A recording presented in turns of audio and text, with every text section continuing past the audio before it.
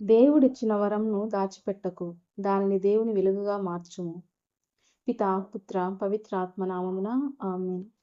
ప్రతి మనిషిని దేవుడు ఒక ప్రత్యేకమైన వరంతో సృష్టించాడు.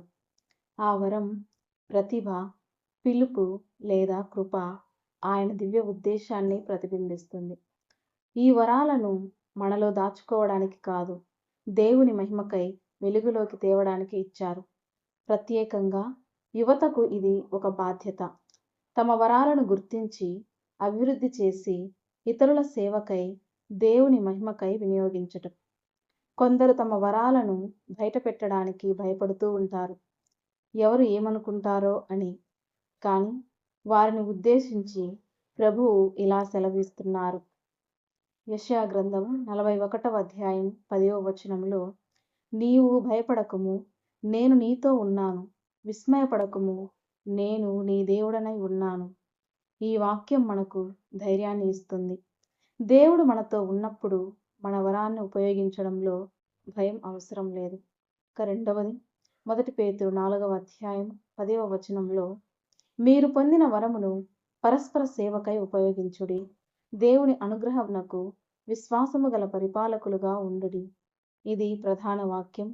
మన వరం దేవుని అనుగ్రహం అని గుర్తు చేస్తూ ఉంది. ఇక మూడవదిగా, మత్తయి సువార్త 5వ అధ్యాయం 16వ వచనంలో, మీ వెలుగు మనుషుల ఎదుట ప్రకాశింపచేయుడి. వారు మీ మంచి క్రియలను చూచి పరలోకమందున్న మీ తండ్రిని మహిమపరచునట్లు చేయుడి. మనం వరం ద్వారా దేవుని మహిమపడేలా జీవించమనే ఆహ్వానం. ఇందులో యువత యొక్క బాధ్యత. దేవుడు ఇచ్చిన వరాలు యువతలో అపారమైన శక్తిగా ఉంటాయి. కానీ వాటిని సరైన దిశలో ఉపయోగించడం ముఖ్యం. ప్రతి యువతి, యువకుడు తన వరాన్ని గుర్తించి దీన్ని దేవుని మహిమ కోసం ఉపయోగించాలి. చర్చిలో, సమాజంలో, కుటుంబంలో ప్రేమ, సేవ మరియు న్యాయబద్ధతతో జీవించాలి.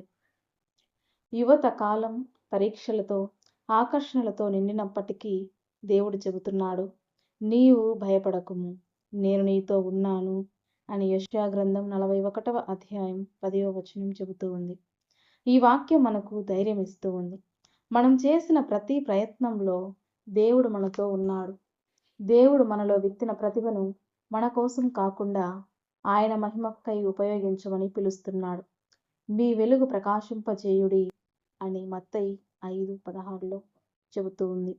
ఇదే నిజమైన విశ్వాసి యువకుడి పిలుపు. దేవుడు ఇచ్చిన వరాన్ని మేలుగా ఉపయోగించలేని వారి కోసం. కొంతమంది అమ్మాయిలకు దేవుడు అద్భుతమైన ప్రతిభను ఇచ్చాడు. పాట పాడటం, రాయడం, బోధించడం, సేవ చేయడం లాంటివి. కానీ భయం, పరిస్థితులు లేదా ఇతరుల అభిప్రాయం వల్ల ఆ వరాన్ని ఉపయోగించలేకపోతున్నారు. ప్రియ సోదరీమణులారా, గుర్తుంచుకోండి, దేవుడిచ్చిన వరం వ్యర్థం కాదు. భయపడకుము, నేను మీతో ఉన్నాను అని యెషయా 41:10 వచనం అని ఆయన చెబుతూ ఉన్నాడు. మనం వరం దేవుని మహిమకై ఉన్న ఒక దీపం. దాన్ని దాచిపెట్టకండి. ఎప్పుడో ఒకరోజు మీరు ఆ వరాన్ని ఉపయోగిస్తే దాని ద్వారా అనేక మంది ప్రేరణ పొందుతారు. దేవుడు ప్రతి ఒక్కరిని ప్రత్యేకంగా సృష్టించాడు. కాబట్టి నీ ప్రతిభ చిన్నదిగా కనిపించినా అది పెద్ద ఆశీర్వాదానికి మారవచ్చు. నీలోని వరం నీకే కాదు, నీ చుట్టూ ఉన్న వారికి వెలుగునిస్తుంది. దేవుడిచ్చిన ప్రతి వరం ఒక ఆశీర్వాదం. దాన్ని దాచిపెట్టకుండా దేవుని మహిమకై వినియోగించడం మన కర్తవ్యం. మన ప్రతిభ ఎంత చిన్నదైనా అది దేవుని చేతుల్లో వాడబడితే అద్భుత ఫలితాలు ఇస్తుంది. కాబట్టి భయం లేకుండా, ఆలస్యం చేయకుండా మన వరాన్ని దేవుని సేవలో ఉపయోగిద్దాం. ఎందుకంటే దేవుడు మనలోని ప్రతి శ్రమను గమనిస్తాడు. ప్రియమైన పరలోకపు తండ్రి, మీ చేతులలో నేను ఒక ప్రత్యేక సృష్టి అని నమ్ముతున్నాను. నాకు ఇచ్చిన వరాన్ని గుర్తించి దానిని మహిమపై ఉపయోగించడానికి జ్ఞానమును, ధైర్యమును ఇవ్వు. నా ప్రతిభ ద్వారా ఇతరులకు వెలుగు ఇచ్చేలాగున మార్చుము.